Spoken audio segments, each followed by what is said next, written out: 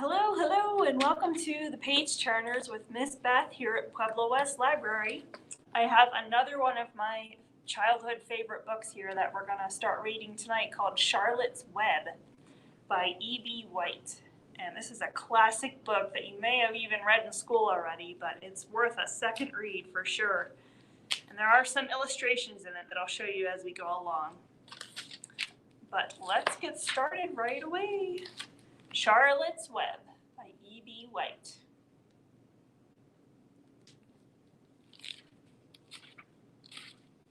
Chapter 1, Before Breakfast.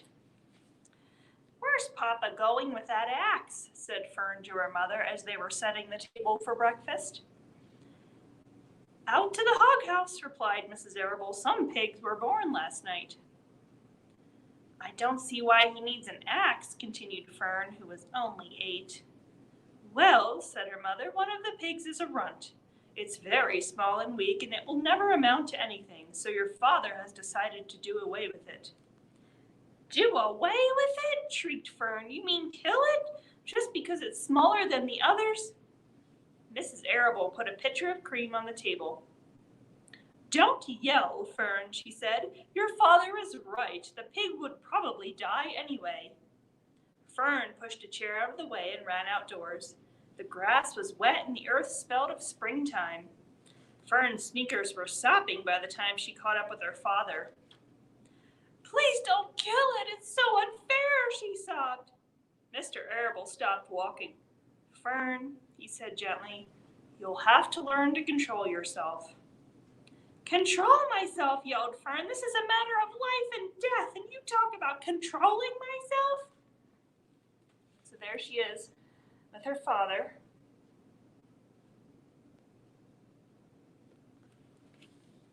Tears ran down her cheeks, and she took hold of the axe and tried to pull it out of her father's hand. "Fern," said Mr. Arable, "I know more about raising a litter of pigs than you do. A weakling makes trouble. Now run along." "But it's unfair," cried Fern. "The pig couldn't help being born small, could it? If I had been very small at birth, would you have killed me?" Mr. Arable smiled.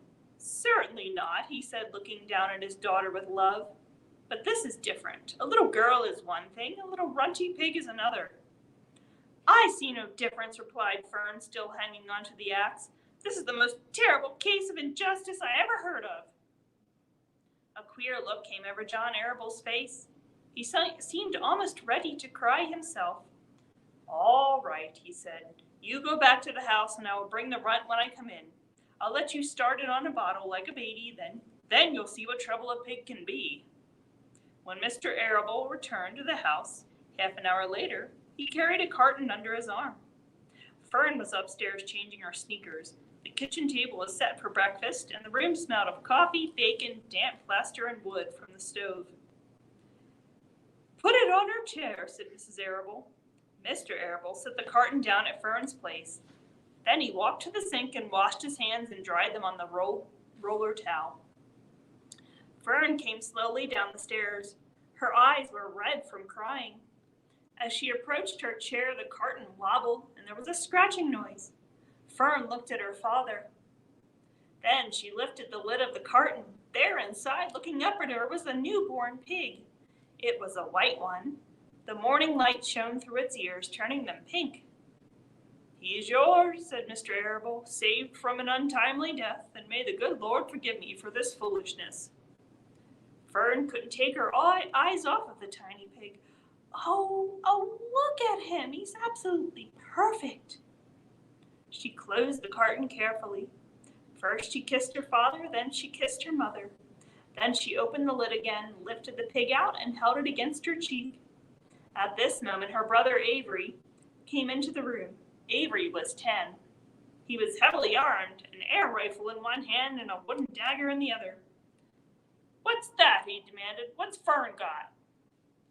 "She's got a guest for breakfast," said Mrs. Arable. "Wash your hands and face, Avery." "Let's see it," said Avery, setting his gun down. "You call that miserable thing a pig? That's a fine specimen of a pig. It's no bigger than a white rat." "Wash up and eat your breakfast, Avery," said his mother. "The school bus will be along in half an hour." "Can I have a pig too, Pop?" asked Avery. "No, I only distribute pigs to early risers," said Mr. Arable. "Fern was up at daylight trying to rid the world of injustice. As a result, she now has a pig. A small one, to be sure, but nevertheless a pig. It just shows what can happen if a person gets out of bed promptly. Now let's eat." But Fern couldn't eat until her pig had had a drink of milk. Mrs. Arable found a baby's nursing bottle and a rubber nipple. She poured warm milk into the bottle, fit the nipple over the top, and handed it to Fern. "Give him his breakfast," she said. A minute later, Fern was seated on the floor in the corner of the kitchen with her infant between her knees, teaching it to suck from the bottle. The pig, although tiny, had a good appetite and caught on quickly. There she is, with her new pig.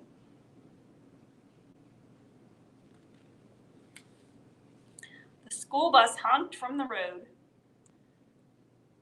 "Run!" commanded Mrs. Arable, taking the pig from Fern and slipping a donut into her hand. Avery grabbed his gun and another donut. The children ran out to the road and climbed into the bus. Fern took no notice of the others in the bus. She just sat and stared out the window, thinking what a blissful world it was and how lucky she was to have entire charge of a pig. By the time the bus reached school, Fern had named her pet, selecting the most beautiful name she could think of. "Its name is Wilbur," she whispered to herself. She was still thinking about the pig when the teacher said, "Fern, what is the capital of Pennsylvania?" "Wilbur," replied Fern dreamily. The pupils giggled and Fern blushed. Chapter 2, Wilbur. Fern loved Wilbur more than anything. She loved to stroke him, to feed him, to put him to bed. Every morning, as soon as she got up, she warmed his milk, tied his bib on, and held the bottle for him. Every afternoon, when the school bus stopped in front of her house, she jumped out and ran to the kitchen to fix another bottle for him. She fed him again at supper time and again just before going to bed. Mrs. Arable gave him a feeding around noontime each day when Fern was away in school. Wilbur loved his milk, and he was never happier than when Fern was warming up a bottle for him. He would stand and gaze at her with adoring eyes. For the first few days of his life, Wilbur was allowed to live in a box near the stove in the kitchen. Then, when Mrs. Arable complained, he was moved to a bigger box in the woodshed. At 2 weeks of age, he was moved outdoors. It was apple blossom time, and the days were getting warmer. Mr. Arable fixed a small yard specially for Wilbur under an apple tree, and gave him a large wooden box full of straw, with a doorway cut in it so he could walk in and out as he pleased. "Won't he be cold at night?" asked Fern. "No," said her father. "You watch and see what he does." Carrying a bottle of milk, Fern sat down under the apple tree inside the yard. Wilbur ran to her, and she held the bottle for him while he sucked. When he had finished the last drop, he grunted and walked sleepily into the box. Fern peered through the door. Wilbur was poking the straw with his snout, and in a short time he had dug a tunnel. He crawled into the tunnel and disappeared from sight, completely covered with straw. Fern was enchanted. It relieved her mind to know that her baby would sleep covered up and would stay warm. And there he is, this little box under the apple tree.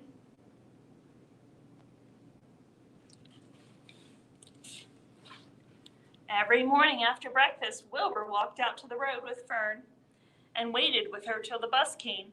She would wave goodbye to him, and he would stand and watch the bus until it vanished around a turn.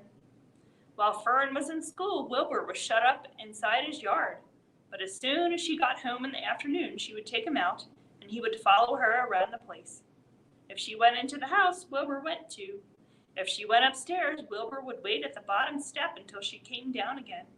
If she took her dog for a walk in the dog carriage, Wilbur followed along.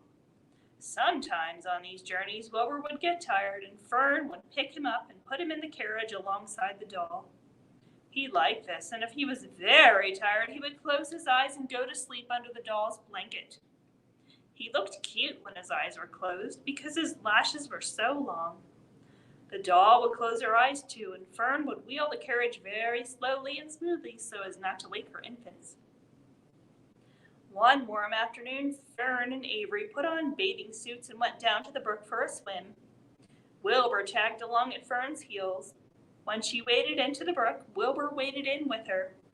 He found the water quite cold, too cold for his liking. So while the children swam and played and splashed water at each other, Wilbur amused himself in the mud along the edge of the brook, where it was warm and moist and delightfully sticky and oozy. Every day was a happy day and every night was peaceful.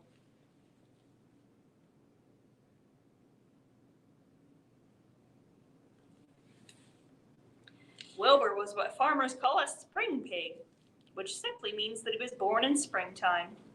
When he was 5 weeks old, Mr. Arable said he was now big enough to sell and would have to be sold. Fern broke down and wept, but her father was firm about it. Wilbur's appetite had increased. He was beginning to eat scraps of food in addition to milk.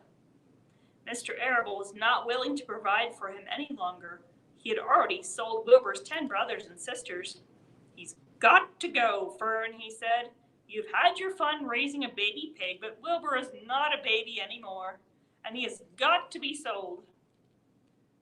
Call up the Zuckermans, suggested Mrs. Arable to Fern. Your Uncle Homer sometimes raises a pig, and if Wilbur goes there to live, you can walk down the road and visit him as often as you like. How much money should I ask for him? Fern wanted to know. Well, said her father, he's a runt. Tell your Uncle Homer you've got a pig you'll sell for $6 and see what he says. It was soon arranged, and Fern phoned and got her Aunt Edith, and her Aunt Edith hollered for Uncle Homer, and Uncle Homer came in from the barn and talked to Fern. When he heard that the price was only $6, he said he would buy the pig. Next day, Wilbur was taken from his home under the apple tree and went to live in a manure pile in the cellar of Zuckerman's barn. Chapter 3. Escape. The barn was very large. It was very old. It smelled of hay and it smelled of manure. It smelled of the perspiration of tired horses and the wonderful sweet breath of patient cows. It often had a sort of peaceful smell, as though nothing bad could ever happen again in the world. It smelled of grain and of harness dressing and of axle grease and of rubber boots and of new rope. And whenever the cat was given a fish head to eat, the barn would smell of fish. But mostly it smelled of hay, for there was always hay in the great loft up overhead, and there was always hay being pitched down to the cows and the horses and the sheep. The barn was pleasantly warm in winter, when the animals spent most of their time indoors, and it was pleasantly cool in the summer when the big doors stood wide open to the breeze. The barn had stalls on the main floor for the workhorses, tie-ups on the main floor for the cows, a sheep fold down below for the sheep, a pig pen down below for Wilbur, and it was full of all sorts of things that you find in barns.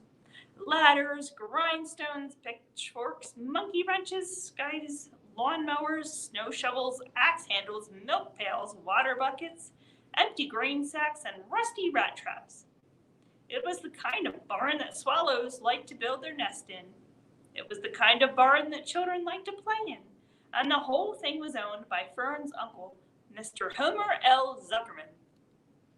Wilbur's new home was in the lower part of the barn, directly underneath the cows. Mr. Zuckerman knew that a manure pile is a good place to keep a young pig. Pigs need warmth, and it was warm and comfortable down there in the barn cellar on the south side. Fern came almost every day to visit him. She found an old milking stool that had been discarded, and she placed the stool in the sheepfold next to Wilbur's pen.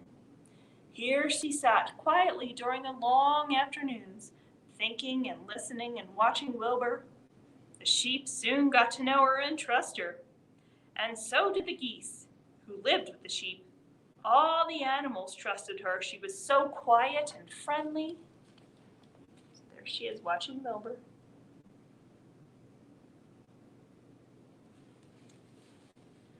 Mr. Zuckerman did not allow her to take Wilbur out, and he did not allow her to get into the pig pen. But he told Fern that she could sit on the stool and watch Wilbur as long as she wanted to.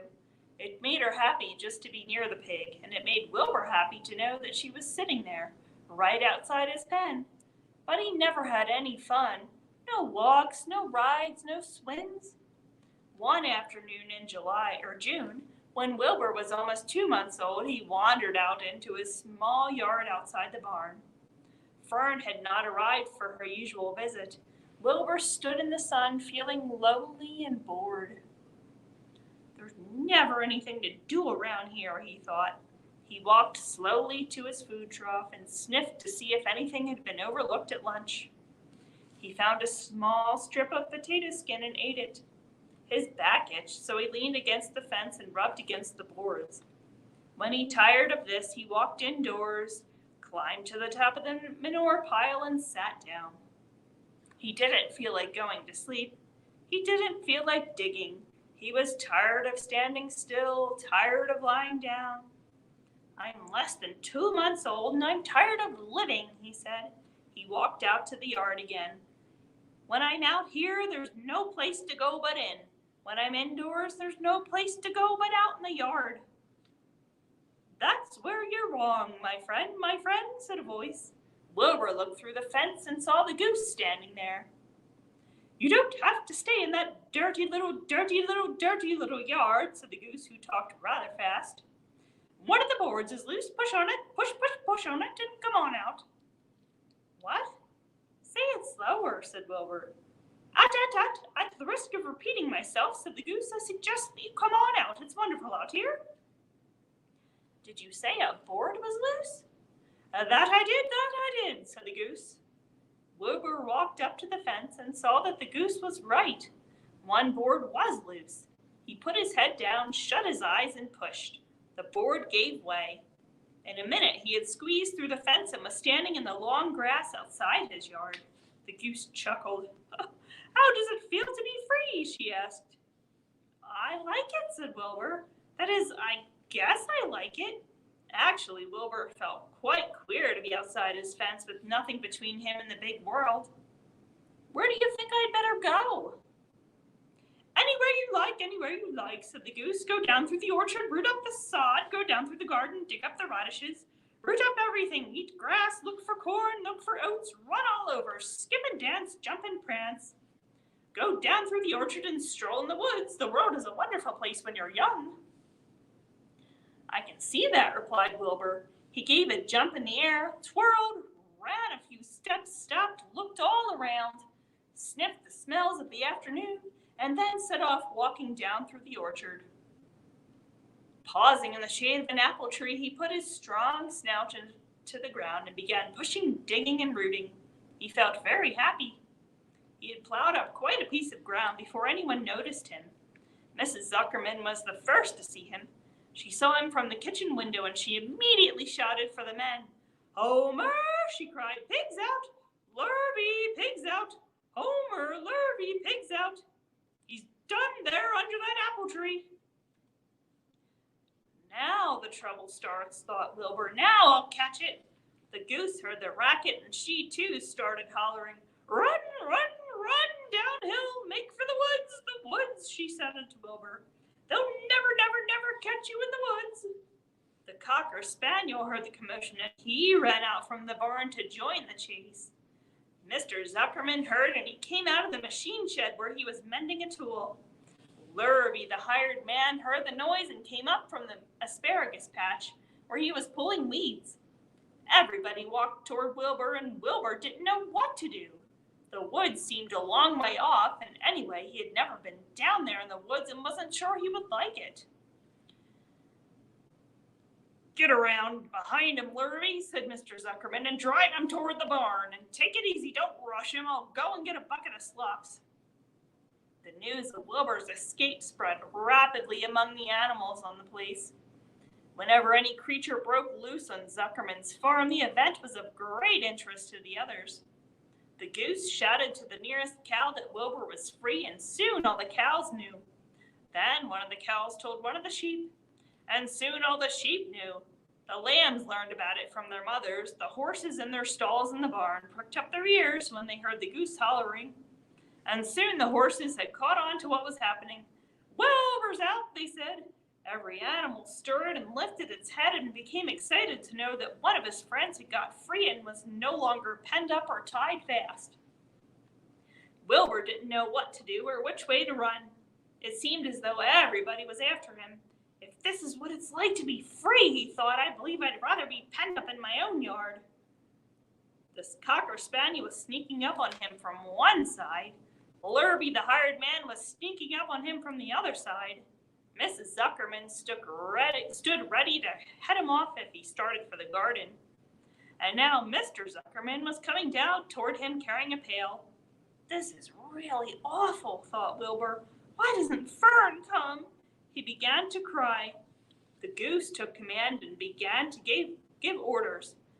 Don't just stand there, Wilbur. Dodge about, cried the goose. Skip around, run toward me, slip it in and out, in and out, in and out.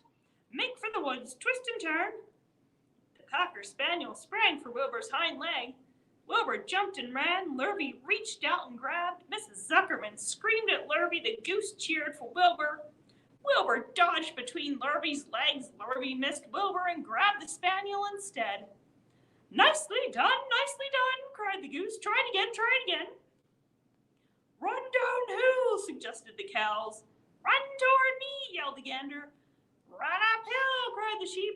Turn and twist, honked the goose. Jump and dance, said the rooster. Look at all the chaos going on in the barnyard.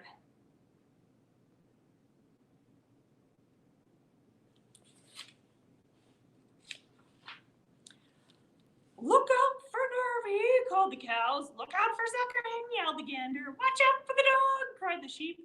Listen to me, screamed the goose. Poor Wilbur was dazed and frightened by this hullabaloo. He didn't like being the center of all this fuss. He tried to follow the instructions his friends were giving him, but he couldn't run downhill and uphill at the same time, and he couldn't turn and twist when he was jumping and dancing. And he was crying so hard he could barely see anything that was happening. After all, Wilbur was a very young pig, not much more than a baby, really. He wished Fern were there to take him in her arms and comfort him. When he looked up and saw Mr. Zuckerman standing quite close to him, holding a pail of warm slops, he felt relieved. He lifted his nose and sniffed. The smell was delicious. Warm milk, potato skins, wheat middlings, Kellogg's cornflakes, and a popover left from the Zuckerman's breakfast. Good pig, said Mr. Zuckerman, tapping the pail. Come, pig. Wilbur took a step toward the pail. No, said the goose. It's the old pail trick, Wilbur. Don't fall for it. He's trying to lure you back into captivity. He's appealing to your stomach. Wilbur didn't care. The food smelled appetizing. He took another step toward the pail. Pig, said Mr. Zuckerman in a kind voice, and began walking slowly toward the barnyard, looking all about him innocently as if he didn't know that a little white pig was following along behind him. You'll be sorry, called the goose. Wilbur didn't care. He kept walking toward the pail of slops. Y'all missed your freedom, honked the goose. An hour of freedom was worth a barrel of slops. Wilbur didn't care. When Mr. Zuckerman reached the pig pen, he climbed over the fence and poured the slops into the trough. Then he pulled the loose board away from the fence so that there was a wide hole for Wilbur to walk through. Reconsider, cried the goose. Wilbur paid no attention. He stepped through the fence into his yard. He walked to the trough and took a long drink of slops, sucking in the milk hungrily and chewing the popover. Oh, it was good to be home again. While Wilbur ate, Lurby fetched a hammer and some 8-penny nails and nailed the board in place. Then he and Mr. Zuckerman leaned lazily on the fence, and Mr. Zuckerman scratched Wilbur's back with a stick. He's quite a pig, said Lurby. Yes, he'll make a good pig, said Mr. Zuckerman. Wilbur heard the words of praise, and he felt the warm milk inside his stomach. He felt the pleasant rubbing of the stick along his itchy back. He felt peaceful and happy and sleepy. This had been a tiring afternoon. It was still only about 4 o'clock, but Wilbur was ready for bed. I'm really too young to go out into the world alone, he thought as he lay down. And that is the end of our chapter. So we will save the next chapter for next Monday night at 6:30. So welcome to Charlotte's Web, and we will continue it next week. Have a good rest of your night. Bye.